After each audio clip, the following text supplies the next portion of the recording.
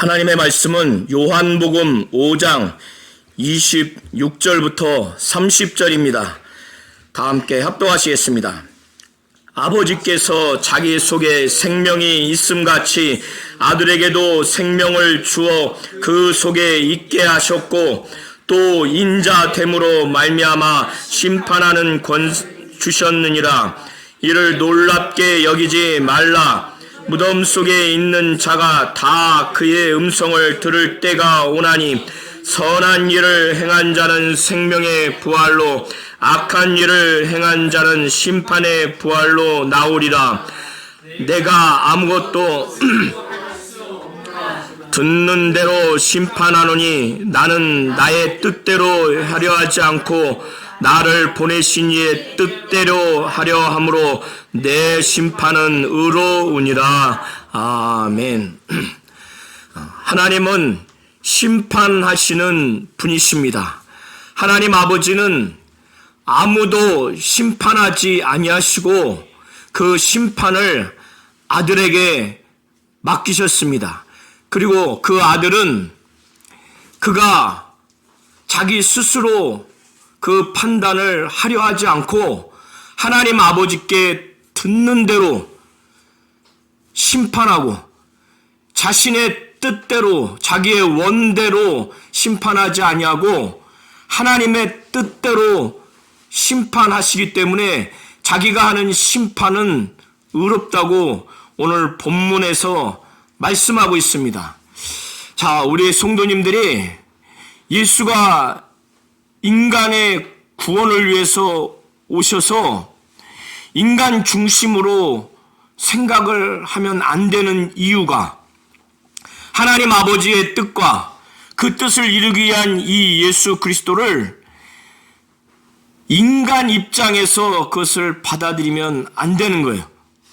왜 그런가 하면 오늘 설교 범위 말씀을 통해서 우리가 잘 볼 수가 있는데 하나님 아버지는 심판하는 이 권세, 이 심판을 아들에게 다 맡겼어요. 아버지는 아무도 심판하지 않아요. 왜 이렇게 맡겼는가? 그래서 이 아들은 아버지가 죽은 자를 살린 것처럼 예수가 원하는 자도로 살린다고 그래요. 그리고 원하는 자를 살리니까 원치 않는 자는 살리지 않겠죠. 그 기준이 무엇일까? 하나님 아버지가 아들에게 심판을 다 맡기셨을 때는 하나님 아버지가 이 인간들에게 모든 사람이 아버지를 공경하는 것 같이 아들을 공경했으면 하는 바람으로 아들에게 어떤 사람은 살리고 어떤 사람은 지옥 형벌에 떨어뜨리게 하는 그 심판을 하도록 권세를 주신 것이에요. 다니엘서 7장 13절 14절을 제가 한번 읽겠습니다. 내가 또 밤 환상 중에 보니 인자 같은 이가, 여기서 인자 같은 이는 예수 그리스도를 말하는 겁니다. 하늘 구름을 타고 와서 옛적부터 항상 계시니, 옛적부터 항상 계신 이는 하나님 아버지를 말하는 거예요. 다니엘이 환상을 봤는데 인자 같은 이가 하늘 구름을 타고 와서 옛적부터 항상 계신 이 하나님 아버지에게 나아가서 그 앞으로 인도되매 그에게 권세와 영광과 나라를 주고 모든 백성과 나라들과 다른 언어를 말하는 모든 자들이 그를 섬기게 했다는 겁니다. 그의 권세는 소멸되지 아니하는 영원한 권세요 그의 나라는 멸망하지 아니할 것이니라. 하나님 아버지가 이 아들에게 권세를 주신 것입니다. 자, 요한복음 5장 16절부터 오늘 30절을 통해서 우리가 볼 수 있는 것은 예수께서 안식일에 38년 된 병자를 치유하셨고 그 병자에게 자리에서 일어나서 자리를 들고 가라고 한 이것 때문에 유대인들이 예수를 핍박했어요. 예수를 박해했습니다. 그 근거는 뭐냐? 성문화된 율법이 아니고 모세가 시내산에서 받은 그 십계명, 그들이 대대로 물려받은 문서화된 성문화된 율법에 근거해서 위법이라고 말하는 것이 아니라 그들의 조상들이 오래전부터 이 성문화된 율법을 실생활에 적용하기가 매우 난해하고 추상적이고 원론적이니까 개별 사건에 해당시키기 위해서, 적용시키기 위해서 사례들을 만들어 놓은, 그래서 구전으로 전해 내려온 구전율법, 이걸 장로들의 유전이라고 합니다. 그것이 후대에 내려와서 미시나라고 하는 책으로 집대성한 거예요. 그러니까 구전율법에 어긋났다는 거예요. 안식일에 해야 하지 말아야 할 일을 39가지를 정한 거예요. 그래서 일정 거리도 가면 안 되고 어느 정도의 그 무게가 있는 물건도 들으면 안 된다고 하는 그런 규정들을 그들이 정해놓고 그것에 예수께서 안식일에 38년 된 병자를 치유한 것 위법이라 이거예요. 그리고 자리를 들고 걸어가게 하라고 한 것이 위법이라고 한 겁니다. 그래서 안식일을 범했기 때문에 핍박한 거예요.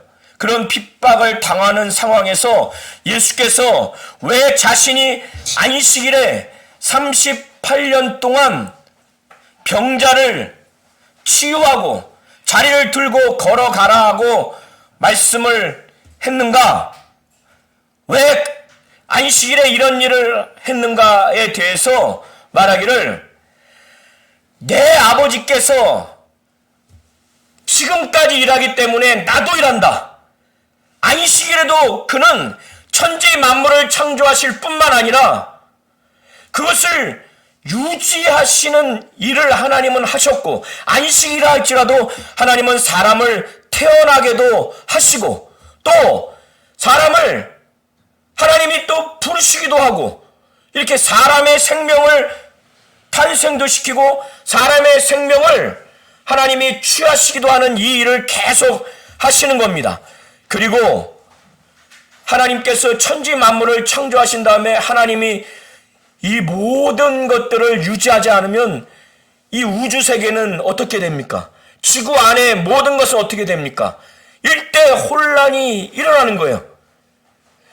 저 우주의 하늘 수많은 그 별들이 제각기 혼란스럽게 운행하게 되면 방향과 시간과 그 각도가 정확하게 질서 있게 하지 않으면 우주는 아마 대혼란이 일어날 겁니다. 지구 안에서도 마찬가지입니다. 예수는 내 아버지께서 지금까지 일하니까 안식일에도 일하시니까 나도 일한다라고 이렇게 말씀하고 있어요.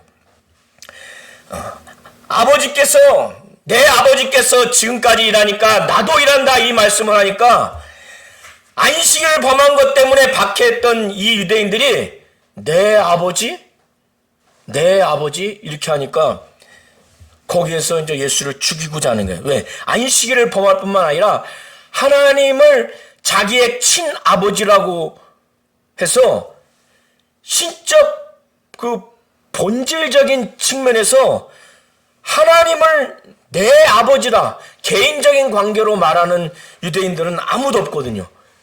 그러니까 하나님을 내 아버지, 나의 아버지 이렇게 말하는 것은 사람의 아들이 사람의 아버지에게 아버지라고 했을 때는 종이 같은 거예요.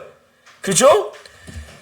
하나님을 내 아버지라고 했을 때는 이렇게 말하는 예수 자신이 본질적으로, 신적 본질적으로 자신도 하나님이라고 말하는 거예요. 하나님과 자기를 동등하게, 신적 본질적으로 동등하게 여기니까 예수를 죽이려고 하는 거예요. 그러니까 병자를 치유하고 자리를 들고 걸어가라고 한 것 때문에 예수를 박해하고 또 내 아버지라고 해서 하나님과 자신을 동등하게 여기니까 이제 죽이려고 하는 이런 상황에서 내가 왜 이 안식일에 병자를 치유하고 자리를 들고 가게 했는가? 내 아버지께서 지금까지 일하니까 나도 일한다 라고 말씀하시면서 아들은 아버지께서 하시는 일을 보지 않고는 아무것도 할 수 없다고 하는 거예요. 그는 자신이 무능하고 불가능하고 할 수 없다는 측면이 아니라, 왜 이런 말씀을 하느냐?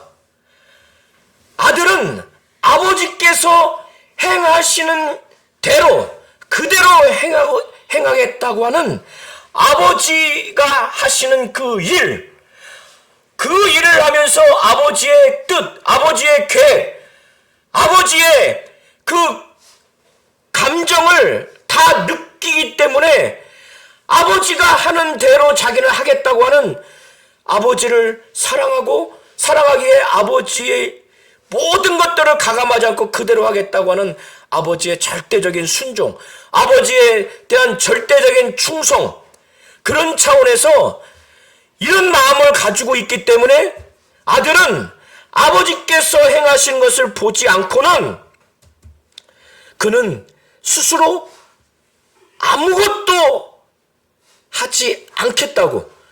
원어를 지역하면 보지 않고는 보지 않는 한이에요. 그러니까 아들이 보지 않는 한 아무것도 스스로 할 수 없다고 하는 것은 하지 않겠다는 거예요. 아들의 아버지를 향한 순종의 의지, 복종의 의지, 이거를 표현하는 거예요. 그렇기 때문에 지금 안식일에 병자를 치유하고 이 자리를 들고 걸어가라고 한 것은 뭐예요? 당연히 아버지를 사랑하는 마음에서 아버지께 순종하고 복종하는 의지로서 아버지가 행하시는 것을 보았기 때문에 그걸 그대로 행한다는 거예요. 자기를 핍박하고 자기를 죽인다 할지라도, 자기가 창조한 인간, 그 중에서 가장 그래도 하나님을 섬길 만한 민족을 선택했는데 그들이 예수를 박해하고 예수를 죽이니 이건 엄청나게 폐륜. 그렇게 말하는 거예요. 그래서 19절에 아무것도 스스로 할 수 없나니, 그 다음에 아버지께서 요 사이에 헬라어 원어로는 이유 접속사인 가르가 있어요. 아버지께서 행하시는 그것을 아들도 그와 같이 행하는 그런 자세이기 때문에 아버지께서 행하시는 것을 보지 않고는 스스로 아무것도 할 수 없다. 아무것도 하지 않겠다 나는. 아들이 아버지께서 행하시는 그것을 본 것을 그대로 행하는 그 아들의 이유가 어디에 있는가? 20절에 첫 절에 헬라어 원의 가르가 번역본에는 또 빠져 있습니다. 아들이 아버지께서 행하시는 것을 그대로 행하는 이유, 그것은 아버지가 아들을 사랑하셔서 아들을 사랑하니까 숨길 게 뭐가 있습니까? 그 아들에게 자기가 행하시는 것을 다 보여주는 거예요. 다 보여주기 때문에 아들이 아버지가 자기를 사랑하는 것을 느끼는 거예요. 그래서 아무것도 숨기지 않아요. 우리가 사업을 하다 보면, 직장에서 하다 보면은 영업 비밀을 사원들한테 절대로 그거를 다 보여주지 않습니다. 하는 일을 보여주지 않아요. 왜? 내 아들이 아니거든. 그러나 사업장이든 어떤 일이든 내 가업을 이을 사랑하는 아들에게는 다 그것을 보여주는 거예요. 왜? 사랑하기 때문에. 사원한테는 다 그 행하는 것을 보여주지 않습니다. 아들을 너무너무 사랑하기 때문에 하나님 아버지는 자신이 행하는 걸 다 보여주셨어요. 그리고 더 큰 일을 보여주신다는 거예요. 더 큰 일을 보여주셔서 그 더 큰 일을 예수께서 나타내 주시면 이 지금 예수를 핍박하고 예수를 죽이려고 하는 유대인들이 깜짝 놀랄 만한 일들을 보여주신다는 거예요. 그 일이 어떤 일인가? 21절부터 24절에 한번 보시면 나와 있어요. 그 큰 일이 어떤 일인가? 구약에는 사람을 살리고 죽이는 것, 육체의 생명도 살리고 죽이는 것, 그 다음에 영혼을 살리고 죽이는 것은 누구에게 있는가? 하나님 아버지께 있어요. 하나님 아버지께. 사람은 다른 사람을 죽는 범죄는 저지를 수 있지만은 그 죽은 사람을 살릴 수 있습니까? 살릴 수 없어요. 더 나아가서 인간은 사람의 육체는 죽이는 범죄는 저지르나 그 육체 안에 있는 영혼이 지옥불에 던지게 하거나 또 그런 상태에 있어서 영원한 생명에 이르게 하는 이 영적 생명을 주어서 살리는 일을 할 수가 없어요. 그래서 예수께서도 이 몸을 죽이는 자를 두려워하지 말고 이 몸과 영혼을 이 지옥불에 던지는 자를 두려워하라고 예수께서 친히 말씀하신 것을 우리는 잘 알고 있죠. 그래서 아버지께서는 죽은 자를 살리는 분이에요. 그래서 우리 영혼뿐만 아니라 우리의 육체도 살리는 분이 누구라고요? 하나님 아버지예요. 하나님 아버지.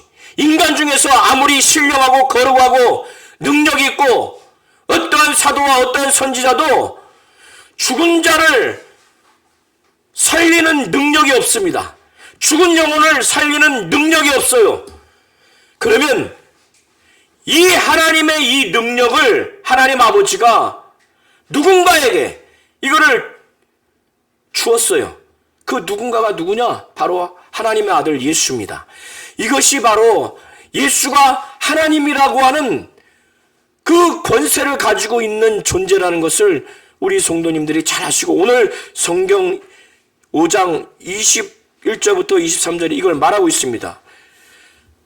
한번 21절부터 23절을 한번 보시기 바랍니다. 자, 아버지께서 죽은 자들을 아들도 자기가 원하는 자들을 살리리라.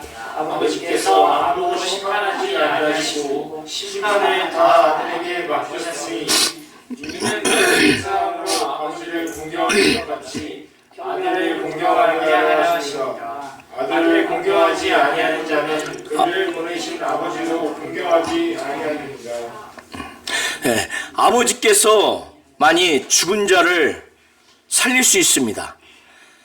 그런데 이와 같이 아들도 자기가 원하는 자를 살린다는 거예요. 이러한 능력을 하나님이 그의 아들에게도 주신 것입니다. 아버지께서 죽은 자를 살린같이 그의 아들도 자기가 원하는 자들을 살린다는 거예요. 자기가 원하는 자가 누굴까? 자기가 원하는 기준이 무엇일까? 예수의 말씀을 잘 듣는 자들, 귀로만 듣는 것이 아니라 믿음으로 순종함으로 듣는 것을 말하는 거예요. 예수의 신분을 어떻게 믿는가? 예수의 공생의 사역을 어떻게 보고 어떻게 믿는가?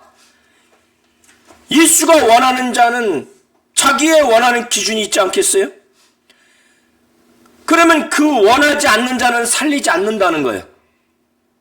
이렇게 아버지께서 죽은 자를 일으켜 살리신 같이 아들도 자기가 원하는 자를 살리는 이유가 뭐냐면 22절에도 헬라어 원어 가르가 빠져 있습니다. 한글어 번역에 그 이유에 대해서 말씀하시기를 아버지께서는 아무도 심판하지 않는다는 거예요. 심판을 다 아들에게 맡겼다는 겁니다. 이 맡긴 이유가 뭐냐면 모든 사람이 아버지를 공경해요. 하나님 아버지를 두려워하고 하나님을 공경합니다. 모든 사람이 하나님을 공경하는 것처럼 이 아들을 똑같이 공경하게 하기 위해서 심판하는 권세를 주셨다는 것입니다. 자, 우리 성도님들이 하나님 아버지는 모든 사람이 아버지를 공경하는 것 같이 누구를 공경하기를 원해서 심판하는 권세를 주셨다고요? 아들을 공경하는 거예요. 그런데 이 세상에서도 보면은 저 유대인들 마찬가지예요. 또 다른 기독교 비슷한 종교에 있는 사람들도 마찬가지예요.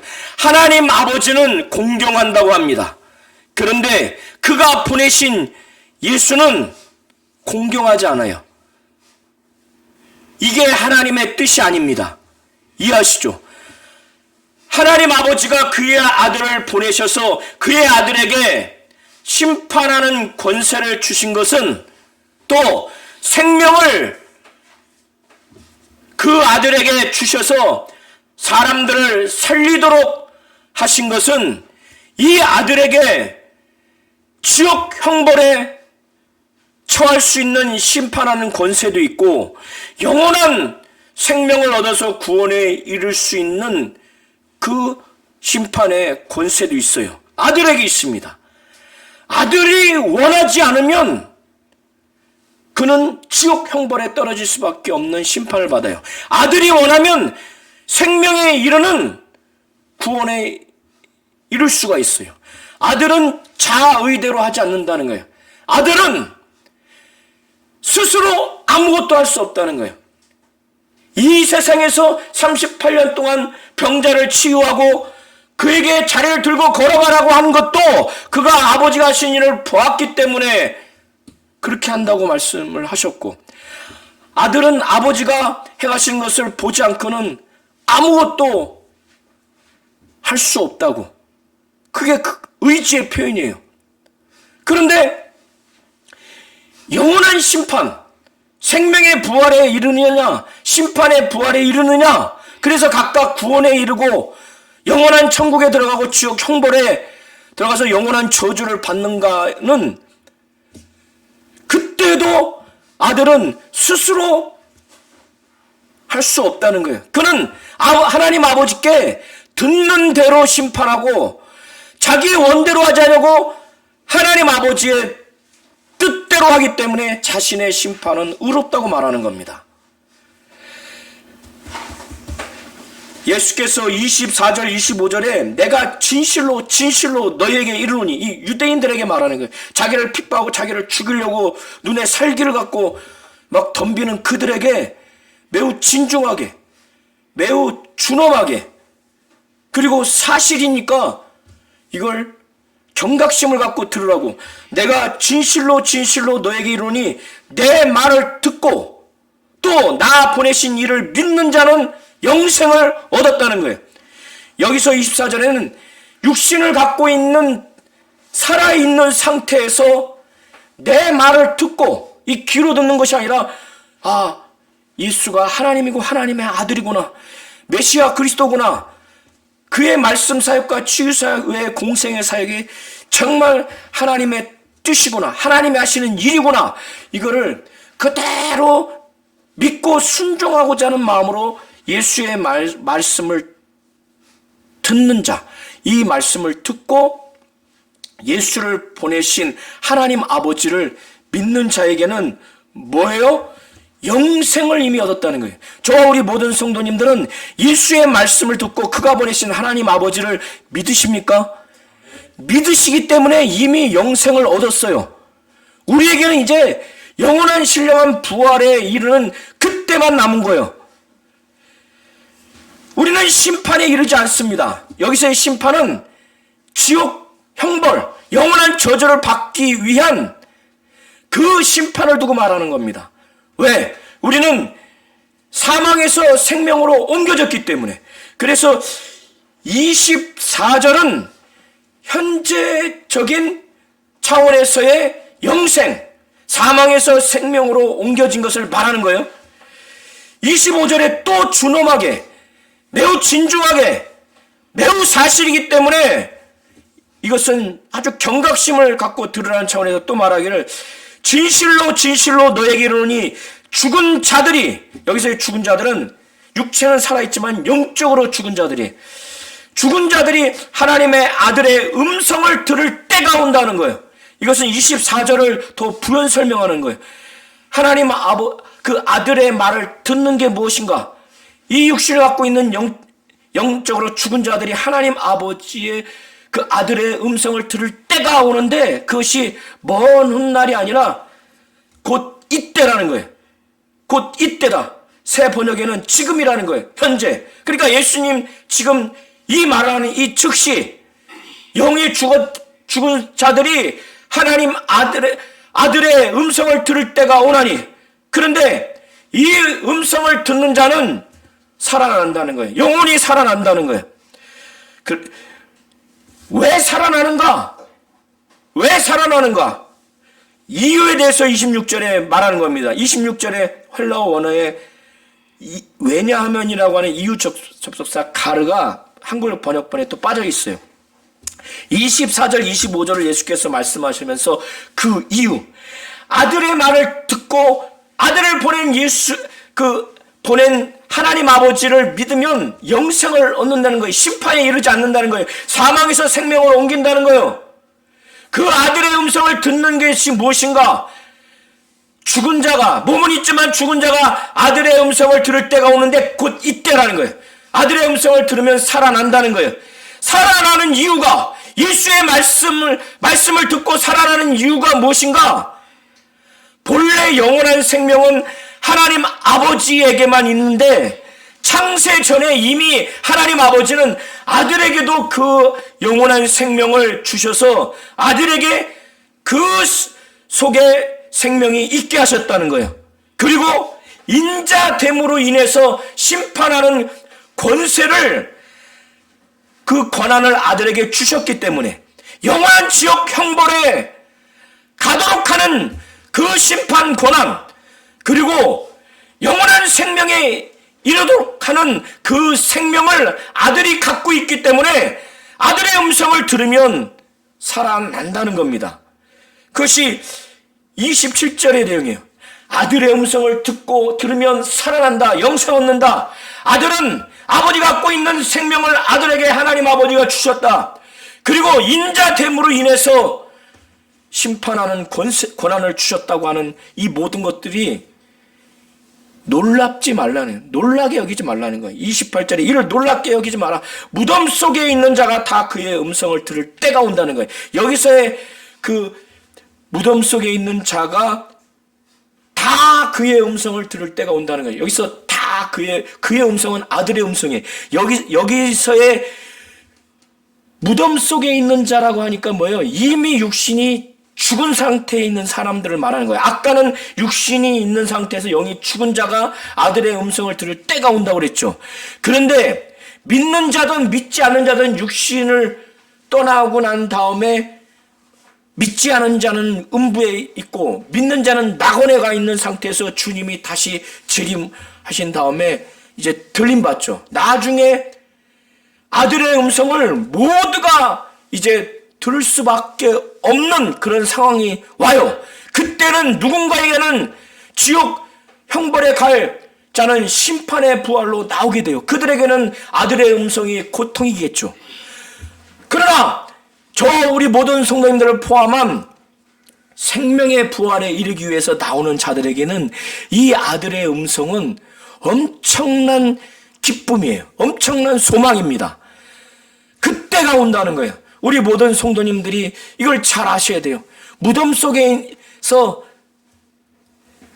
있는 자가 전부 다 예외 없이 그 아들의 음성을 들을 때가 온다는 거예요. 선한 일을 행하는 자는 생명의 부활로, 악한 일을 행한 자는 심판의 부활로 나온다는 거예요. 여기서의 선한 일과 악한 일은 도덕적인 행위로 인한 선한 일, 악한 일을 말하는 것이 아니라 전후 문맥을 보면, 요한복음 전체를 보면 예수를 믿는 자의 그 믿음의 행위를 두고 선한 일을 두고 말하는 것이고, 예수 앞에서 예수를 믿지 않겠다, 대적하고 이 유대인들과 같이 핍박하고 예수를 죽이기까지 하는 예수 앞에서의 악한 행위, 그런 것들을 악한 일을 행하는 것으로 보시면 됩니다. 그래서 선한 일을 하는 자는 생명의 부활로, 저와 우리 모든 성도님들은 생명의 부활로 이를 것입니다. 그러나 예수를 믿지 않고 더 나아가서 예수를 핍박하고 욕하는 이런 불신앙적으로 예수를 대한 자들은 심판의 부활로 나오게 될 것입니다. 그때에 하나님 아버지는 아들에게 모든 심판하는 권세를 그에게 인자됨으로 인해서 주셨어요. 다니엘서 7장 13절 14절 아까 제가 읽어드린 것처럼 아들은 인자로서 하나님 아버지께 심판하는 권세를 받아서 그는 심판하는 그때까지도 그것마저도 아무것도 스스로 하지 않는다는 거예요. 그는 오직 하나님 아버지께 듣는 대로 심판한다는 거예요.